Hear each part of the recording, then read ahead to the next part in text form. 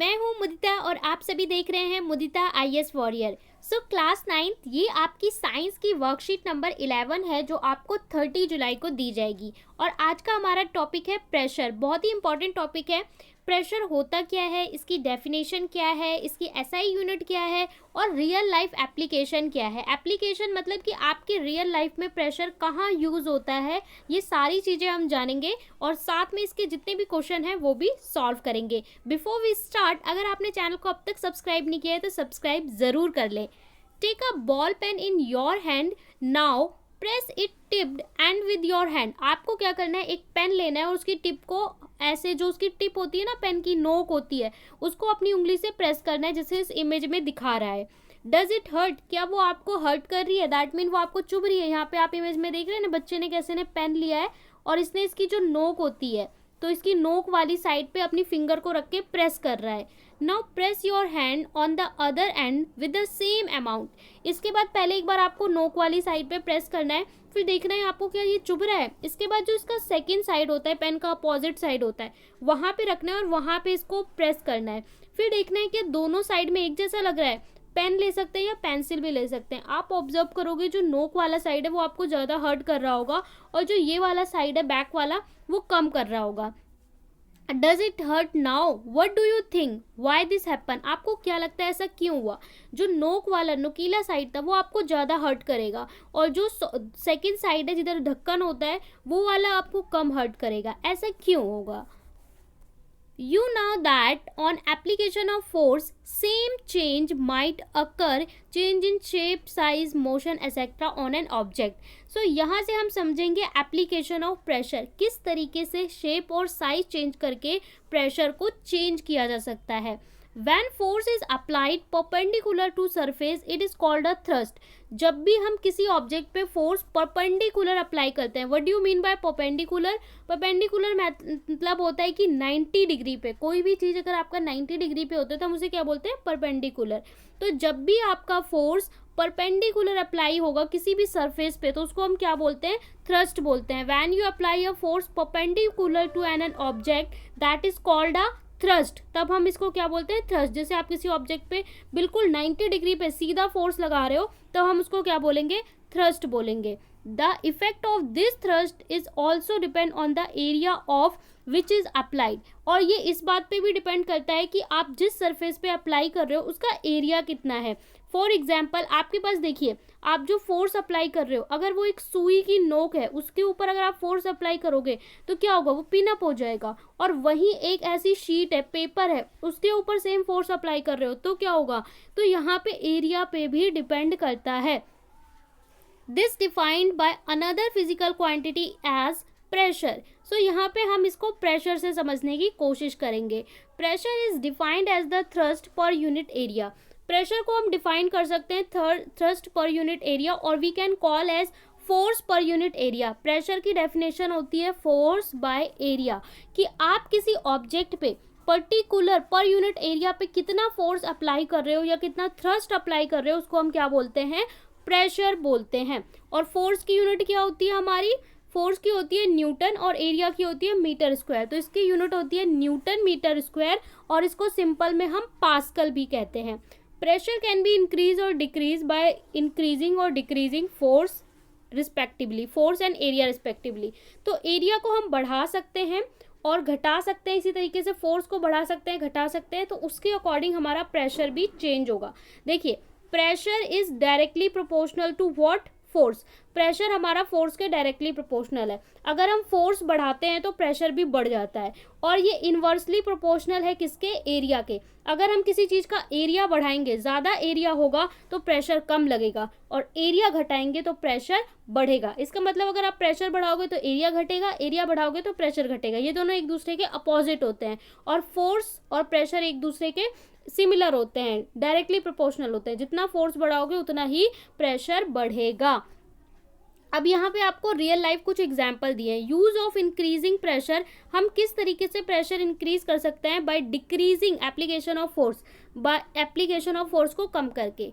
A knife cut easily vegetable fruit sharp knife, जो नुकीली चाकू होती है उससे हम फलों को बहुत आसानी से काट पाते हैं। वहाँ पे हम क्या करते हैं, वहाँ पे हम एरिया जो होता है एरिया को बहुत ज़्यादा कम कर देते हैं, तो हमारा क्या हो जाता है, प्रेशर बढ़ जाता है। A nail is hammered in wall its position, जो वो कील होती है लोहे की, इसको आप दीवार पे कैसे गाड़ते हो, आप क्या करते हो, उसका जो एंड होता है वहाँ पे हम क्या करते हैं, एरिया को कम कर देते हैं, तो प्रेशर इंक्रीज हो जाता है, जिसकी वजह से जो हमारी नेल है वो दीवार में लग जाती है। अ swing needle Shiv from its pointed and, इसी तरीके से जो सुई होती है उससे हम कैसे सिल पाते हैं, वहाँ पे भी हम एरिया को कम कर रहे हैं। तो इन सब में हम एप्लीकेशन में एरिया कम कर रहे हैं प्रेशर को बढ़ाने के लिए। सिमिलरली इसका अपोजिट भी करते हैं, यूज ऑफ डिक्रीजिंग प्रेशर, हमें अगर प्रेशर को कम करना है तो हमें एरिया को बढ़ाना होगा। इसके लिए हम क्या करते हैं, इन बैग्स स्ट्रैप, हम जो हमारे बैग के बच्चों के हैंडल होते हैं, ये होते हैं जो टांगने वाले, इसका हम क्या करते हैं, ब्रॉड बना देते हैं एरिया, ये जितना पतला होगा उतना हमें ज़्यादा प्रेशर लगेगा, तो प्रेशर को कम करने के लिए एरिया इसका बढ़ा देते हैं। इसी तरीके से आपने देखा होगा, अगर आपने कोई ऐसी पॉली बैग पकड़ा है जिसकी पॉलीथीन की हैंडल बहुत ही पतली है, तो आपको हाथ में बहुत ज़्यादा हार्म करेगा। वहीं अगर आप थोड़ा सा उसका एरिया ब्रॉड कर देते हैं तो आपको हाथ में कम हार्म करेगा। तो यहाँ पे हम क्या यूज़ कर रहे हैं, प्रेशर को कम करने के लिए एरिया बढ़ा रहे हैं। इसका एग्जाम्पल हो गया बैग, सेकंड हो गया टायर, टायर में भी हम करते हैं एरिया बढ़ा देते हैं प्रेशर को कम करने के लिए। पिलर्स ऑफ द फ्लाईओवर, जो फ्लाईओवर होते हैं वहाँ पे प्रेशर कम पड़े, आपने देखा होगा, उसके लिए हम एरिया बढ़ा देते हैं, इस तरीके से नीचे एरिया बढ़ा देते हैं। उसके बाद यहाँ पे भी जिसके ऊपर पिलर खड़ा होता है यहाँ पे भी एरिया बढ़ा देते हैं, जिससे प्रेशर रिड्यूस हो जाए। तो यहाँ पे हमने एप्लीकेशन रियल लाइफ एग्जाम्पल की देखी। अब आपसे क्वेश्चन पूछ रहे हैं, यहाँ पे फर्स्ट क्वेश्चन है डिफाइन प्रेशर, प्रेशर को डिफाइन करना है और किन फैक्टर्स पे ये डिपेंड करता है। सेकंड आपको गिव रीजन करना है, रीजन बताना है। The tyre of vehicle are broad, जो ब्रॉड क्यों होते हैं टायर गाड़ियों के। इस दूसरा आपको बताना है, it is difficult to cut fruit, जो ब्लंट नाइफ होता है उससे फलों को काटना मुश्किल होता है, ऐसा क्यों होता है, कारण बताओ। Your feet will be go, यहाँ पे आपसे बोल रहे हैं कि अगर जो सैंड होती है, रेत होती है, आप इस पे चलोगे तो आप चल लोगे, लेकिन जब आप एक जगह पे पैर रखोगे तो वो अंदर धंस जाता है, ऐसा क्यों होता है। लेकिन जब हम वॉक करते हैं तो हम इजिली वॉक कर लेते हैं, लेकिन एक जगह पे खड़े होते हैं तो हमारा पैर अंदर धंस जाता है, ऐसा क्यों होता है। तो इनके आपको रीजन बताने। तो चलिए सॉल्यूशन देख लेते हैं। क्वेश्चन में बोला है डिफाइन प्रेशर, प्रेशर को आप कैसे डिफाइन करोगे और किन फैक्टर्स पे डिपेंड करता है। Pressure is defined as thrust per unit area, हम थ्रस्ट भी बोल सकते हैं और फोर्स भी बोल सकते हैं, ठीक है। थ्रस्ट हमारा फोर्स ही होता है 90 डिग्री पे लगने वाला, तो pressure equal to thrust by, इसको हम कैसे लिखते हैं, P equal to F by A, ये हमारा फॉर्मूला है, तो फॉर्मूले को जरूर लिखना है। उसके बाद बोल रहा है किस पे डिपेंड करता है, तो it depend on application applied force on an object, जितना फोर्स लग रहा है, और एरिया ऑफ एन ऑब्जेक्ट, यानी किस पे डिपेंड कर रहा है, फोर्स पे और एरिया पे। फॉर्मूले में भी देख सकते हैं फोर्स पे और एरिया पे डिपेंड करता है। फोर्स डायरेक्टली प्रोपोर्शनल है, एरिया इनवर्सली प्रोपोर्शनल है। तो ये आपका आंसर नंबर फर्स्ट हो गया। इसी तरीके से कॉपी में आपको लिखना है। सेकेंड क्वेश्चन में आपको 3 पार्ट्स दिए हैं और बोला है give reason of the following, reason बताना है। The tyre of vehicle are broad, broad क्यों होते हैं tyre, to decrease pressure by increasing area of tyre of vehicle, tyres के एरिया हम बढ़ा देते हैं, किस लिए, प्रेशर को कम करने के लिए। सेकेंड था it is difficult to cut fruit with a blunt knife, blunt knife से फल को काटना डिफिकल्ट होता है, क्यों, it is because the surface of the fruit is large and blunt knife occur more surface than a sharp knife, तो blunt knife जो हमारी होती है जंग लगी हुई वहाँ पे ज़्यादा एरिया हो जाता है, so it does not cut easily, तो ये इसलिए फ्रूट को ईजिली कट नहीं कर पाता। While when we use sharp knife, जब हम शार्प नाइफ को यूज़ करते हैं तो it cut easily because it is smaller surface area, तो स्मॉल सरफेस एरिया होगा तो फ्रूट ईजिली कट जाएगा, प्रेशर इंक्रीज हो जाएगा। सो यहाँ पे आपको जस्टिफाई करना है। इसके बाद इसका जो सी पार्ट था, इसका आप आंसर का स्क्रीनशॉट ले सकते हैं, फिर हम चलेंगे सी पार्ट पे। Okay, so your feet will go deep, यहाँ पे बोल रहा है जैसे कि आपके पास सैंड है और यहाँ पे आप फीट रखोगे, deep sand if you stand over, जब आप इस पे खड़े होते हो तो आपका पैर अंदर चला जाता है, but you will go that deep while lying down on it. लेकिन जब आप इस पे वॉक करते हो तो आप इजिली वॉक कर पाते हो, तो ऐसा क्यों होता है? This is because pressure is inversely proportional to area. We know that pressure is inversely proportional to area. Area बढ़ेगा तो प्रेशर घटेगा। So when the area is smaller the pressure is greater. जब एरिया कम होगा तो pressure ज़्यादा होगा। And when the area is larger the pressure is smaller. इस चीज़ को हम समझते हैं।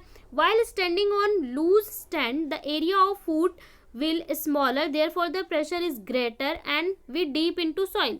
तो जब क्या होता है, जब हम इस पे खड़े होते हैं तो हमारा feet is smaller, therefore pressure ज़्यादा होता है और एरिया कम होता है, जिसकी वजह से हमारा पैर अंदर चला जाता है। बट व्हेन वी लाई, जब हम उस पर चलते हैं, area of our body is larger. हमारी बॉडी का एरिया लार्ज होता है, therefore it exerts smaller pressure and we do not go deep into the soil. और हम डीप नहीं जाते, मतलब जब उस पर हम लेट जाते हैं, लाई हो जाते हैं, तो हम उस पर डीप नहीं जाते। जब आप पैर रखते हो तो धंस जाते हैं, लेकिन जब आप उस पर लाई हो जाते हो, लेट जाते हो, तो नहीं जाता, क्योंकि हमारी पूरी बॉडी का एरिया लगता है। और वैसे सिर्फ हमारे लेग से पूरी बॉडी का एरिया लग रहा था।